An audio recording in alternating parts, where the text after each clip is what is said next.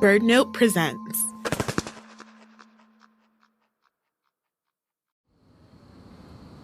It is 10:14 p.m.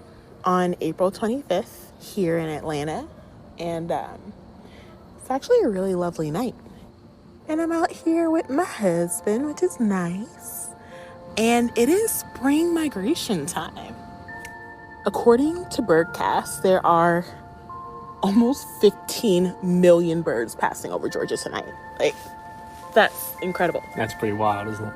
And what do you see when you look up into the sky? Just the stars. Yeah. Yeah. We can't really see them, but it's really nice to know that there are kind of these swaths of birds up there making their epic journeys. But in our night skies, there is one deadly danger along every bird's journey: light pollution. As many as 1 billion birds die from window collisions in the US each year. A lot of those collisions happen at night, when most birds are migrating. And many species use natural light from the stars and the moon to help navigate.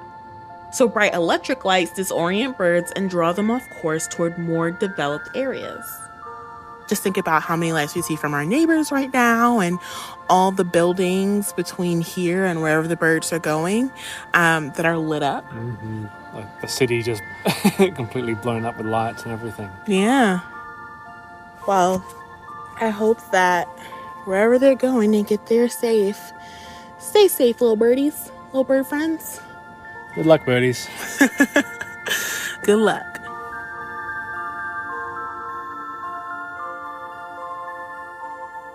From BirdNote, this is Bring Birds Back. I'm Tenijah Hamilton.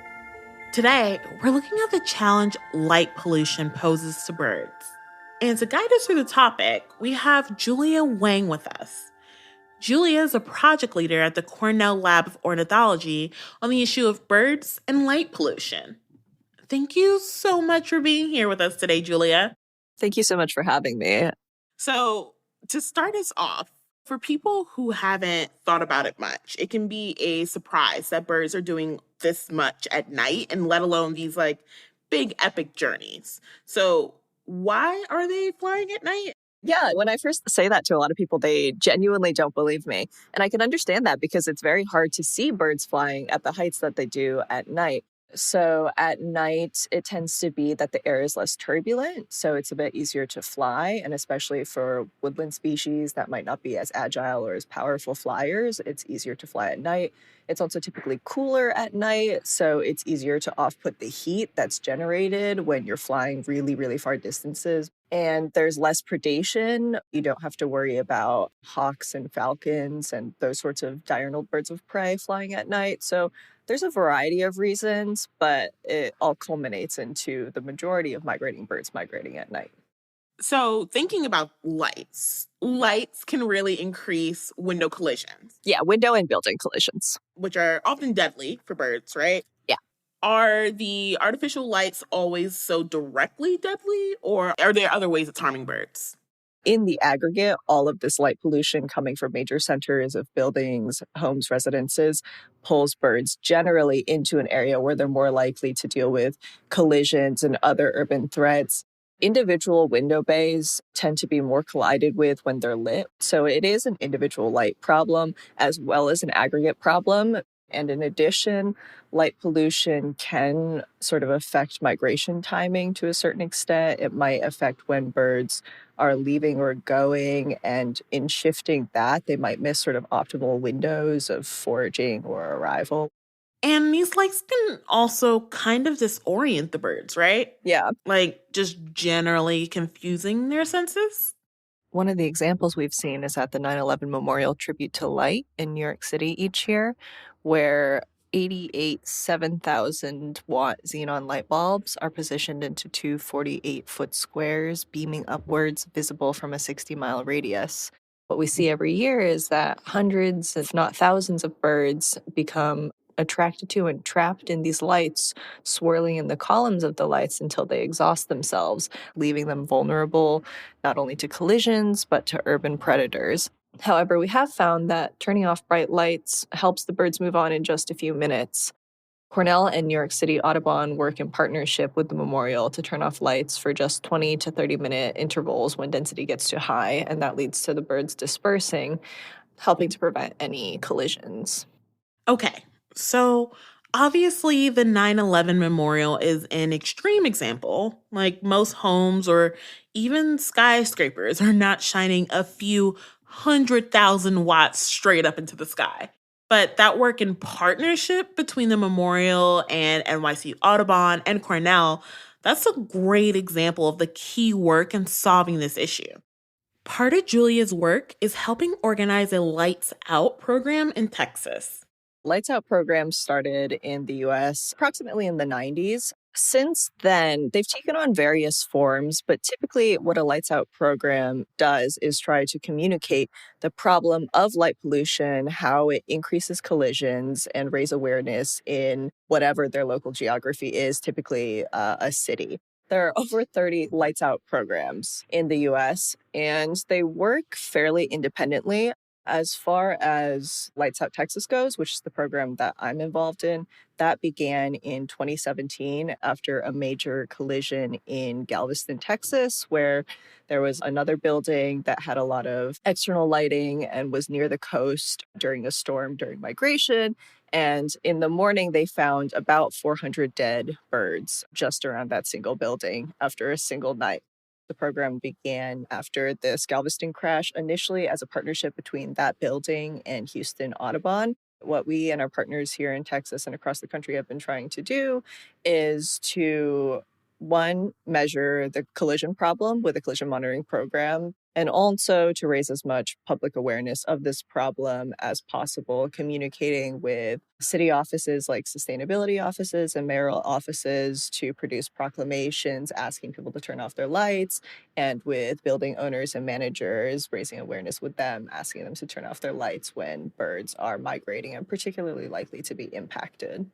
So I'm wondering, you said you're in Texas and you're doing the Lights Out Texas program. Why there? Why Texas? That's a great question. One of our collaborators at BirdCast produced a study a number of years ago that looked at where birds were most at risk for being impacted by light pollution and therefore light pollution related collisions.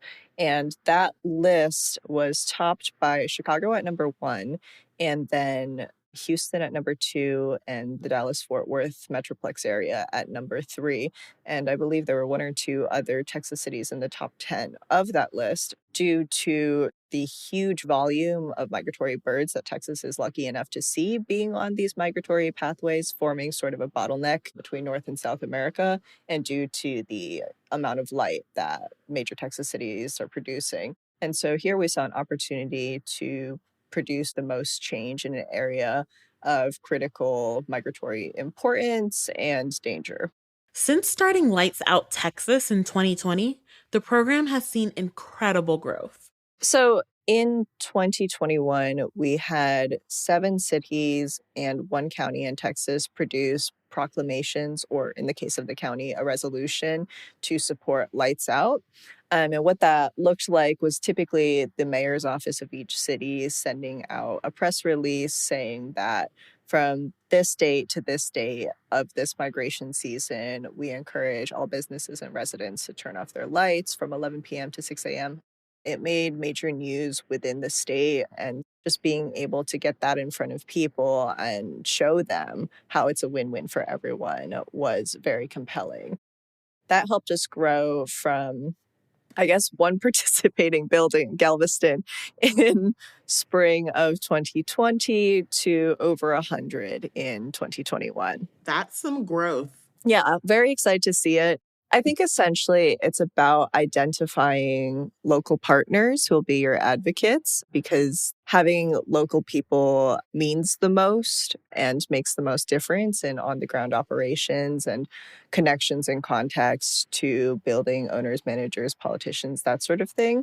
So it's partly that, and it's partly about making sure that your message is direct, concise, and tailored to the right audience, and explaining what the problem is and the fact that the solution is a very simple one. All we're asking is that You flip the switch and turn off some lights during migration season, and fundamentally, it becomes a win-win situation for both parties. You're helping to save birds, and you're also saving energy by turning out their lights.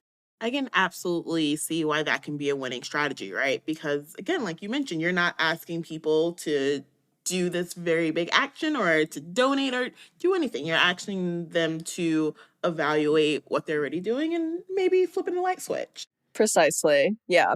I mean, as far as impact versus action goes, this is one of the simplest, most straightforward opportunities to make a very small change and like hugely impact bird conservation. You mentioned that you all really work with kind of community partners. Can you talk more about the help that you had in making this happen? Absolutely. So we work with a great network of partners, and they've been amazing in getting that word spread all across the state in a way that no single organization can. We had a great deal of help from our friends at Texan by Nature, which is one of our major partners. We were lucky enough to work with former First Lady Miss Bush on Lights Out Texas.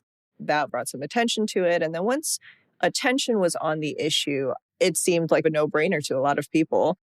And there's so many volunteers doing the groundwork of collision monitoring, talking to buildings that no single person can do, which matters so much more if, it's your neighbor Linda down the street asking you to do it than some random person at a college Right. asking you to. That's been an absolutely critical part of our success. People need to better understand that their lighting at home can make a big difference, that they can make a big difference. And we really need to start there. Talking to your neighbors, talking to your friends, talking to your boss at work, whatever. It's fundamentally a very grassroots local movement. But not everybody is on board yet. As I've been looking into Lights Out and talking to friends about it, one of the questions I've heard a lot, and definitely one of the first things I was concerned about, is safety. Like, will everything be super dark? Is it going to make cities and streets unsafe at night? That is one of the major questions that we get, and it's a concern that I understand, especially as a young woman walking around cities at night. I understand why people are concerned about crime, those sorts of things. But what I would say to them is that the literature does not support the idea that increased artificial lighting is improving our safety. There is no clear scientific evidence that increased outdoor lighting deters crimes. Might make us feel safer, but it has not been shown to make us safer. I think there was a study published in 2015 in the Journal of Epidemiology and Community Health that found that increased streetlights don't prevent accidents or crime, but do cost a lot of money. So what we're advocating isn't even the total nullification of light, but for better lighting that is more targeted and protects the environment around us and takes into consideration what type of light they're producing, whether it's blue light or amber light, etc., whether that light is shielded, and when those lights are on. After the break, Julia and I talk about BirdCast, a super cool project she works on that's been making a huge difference in getting more people on board with Lights Out. We'll be right back.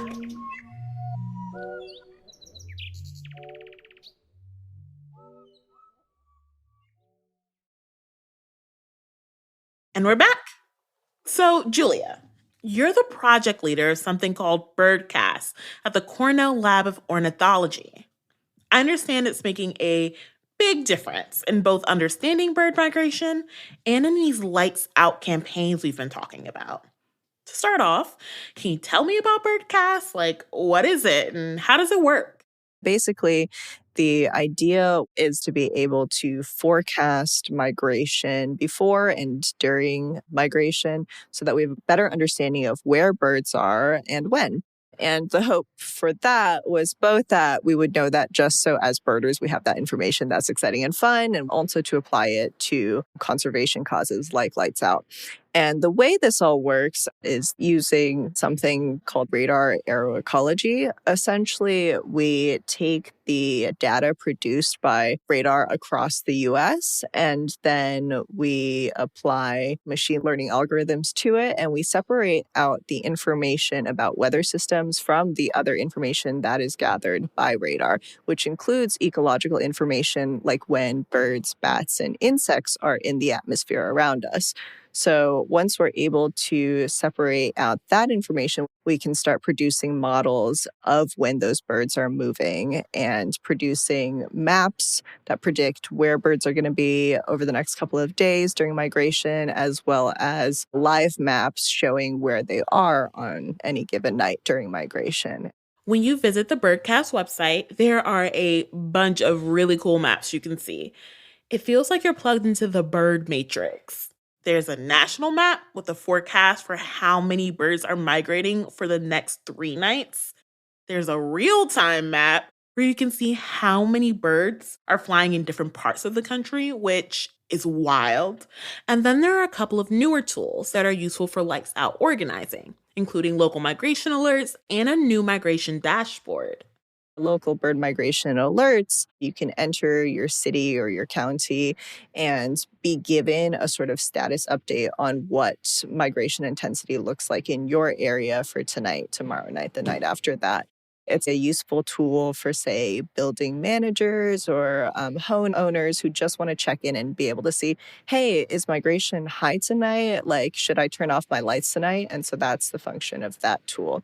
And then this spring, we just debuted a new tool called the Migration Dashboard, which allows you to take a look at how many birds are migrating over your area specifically at night. And so you can keep the dashboard up at night and watch the number of birds flying overhead. In the morning, you can see the sum total number of birds that have passed. And then throughout the night, you can also keep track of the altitude birds are flying, the direction, some of the expected migrants that you might see if you go out to bird. That is wildly cool.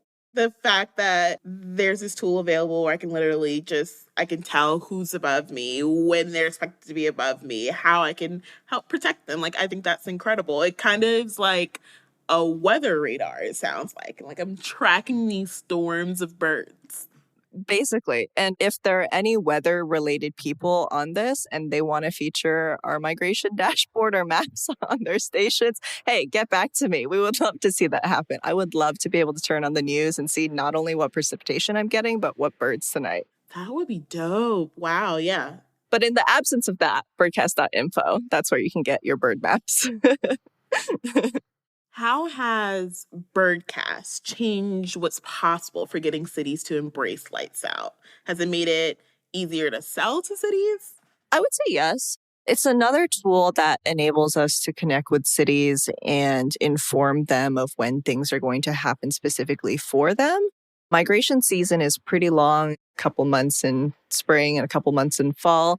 And functionally, if you think about it, there are always birds migrating. It barely stops. But when we're talking about creating major change in the way that people view and deal with light in their homes and in their cities, as much as we would like everyone to flip the switch all at once, doesn't always happen like that. So what BirdCast is able to do is provide information about when bird migration is particularly critical in your area if you're not able to commit for, say, a full season or the full year or whatever, and you need to target your efforts. One of the ways that we work with cities is providing them what we call peak periods, which is a term that we use to refer to when over 50% of migrating birds are migrating through, because that usually ends up being a window that's only a few weeks long out of the several months long migration season. And so then we provide that peak window for each of these cities so they're able to react to those peak windows. So doing that, we're able to sort of target what effort is available in order to get more people on board. And I think that has been a huge help in onboarding people who don't really know much about the effort, who might otherwise have thought it too big of a commitment. And then once they're on board, you can start providing more education and getting them more on board about light pollution issues in general and moving hopefully towards full season and full year commitments and just a changed perspective of the role of light in ecology in our lives. But yeah, you got to start small and move big, we found. Absolutely. And for people listening who want to begin to navigate the first steps to taking action, what can they do to help reduce light pollution for migratory birds, either at their homes or in their larger communities? So I would say, first of all, that anyone can make an impact, that every lighted window counts. In terms of what specific lights to be concerned about, how to make changes, I would generally recommend that lights be low, shielded, and long. Low being in altitude, shielded that directs the light downwards rather than light up to the heavens, and long talking about wavelength because blue light tends to be the most harmful to animals, etc. And wherever possible, lights be put on a timer or motion activated so that they're not always on. We generally recommend that lights be off or dimmed or otherwise modified to protect birds between 11 p.m. and 6 a.m. or longer if you're able to. Mm-hmm. Then I would just ask that you spread the word to your neighbors, your community, so that you're all doing this together. Look at whether there is a Lights Out program already available in your community. I believe Audubon keeps a full list. And typically, if you reach out to your local Audubon chapter, they're able to furnish you with specific recommendations and knowledge about whether a program exists or might be willing to help you start one up if there isn't. Also, feel free to reach out to us. We're always willing to provide information, share resources to get Lights Out set up in whatever your venue may be, whether that be your home, your community, your city. So those are really great tips. I'm curious, when you look to the future of this issue, what gives you hope as you're kind of embarking to really change a lot for the betterment of these birds? That's a big question. And I think that there's obviously some level of concern from a lot of people because of how light pollution is continuing to grow. But what gives me hope that this is something that is, accomplishable, doable, I think is the response that we've gotten from people in working with them over the last 2 years. And so that gives me hope, as well as the increasing amount of people that are concerned about this issue across industries. I think that this is being talked about not only by wildlife biologists, ecologists, but also by doctors who are concerned about the effects of light pollution on human melatonin production and correlations with obesity and sleep disorders, et cetera, et cetera. It's also being talked more about in industry, like in lighting industries, in terms of just implementing green design, good design, so that we're not wasting resources. And as we go forward with this sort of ongoing global conversation about global energy usage and protecting our environment, I think that light pollution is becoming more and more of an understood type of pollution treated as other types of pollution are. And so I hope that that trend continues. I hope that we can be a part of it and help mitigate some of that damage and preserve our night skies and the animals around us. Absolutely. Thank you so much, Julia. This has been real great. Absolutely. Thanks so much for taking the time to talk with me about this issue. I really appreciate your shedding some light on this to your listeners.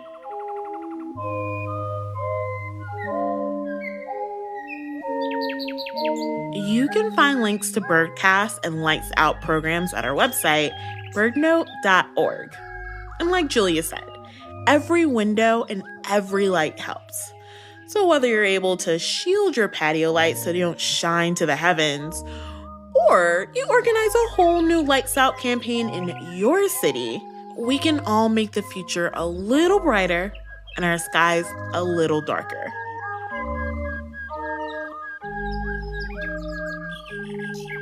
Bring Birds Back is produced by Mark Bramhill and me, Tenijah Hamilton. Sam Johnson is our production assistant. We're edited by Oluwakemi Aladesuyi and Allison Behringer of Rough Cut Collective. Our fact checker is Connor Guerin. Our content director is Allison Wilson. Scoring is by Cosmo Sheldrake, Blue Dot Sessions, and our very own Mark Bramhill. Special thanks to Vicky Merrick and Rekha Murthy.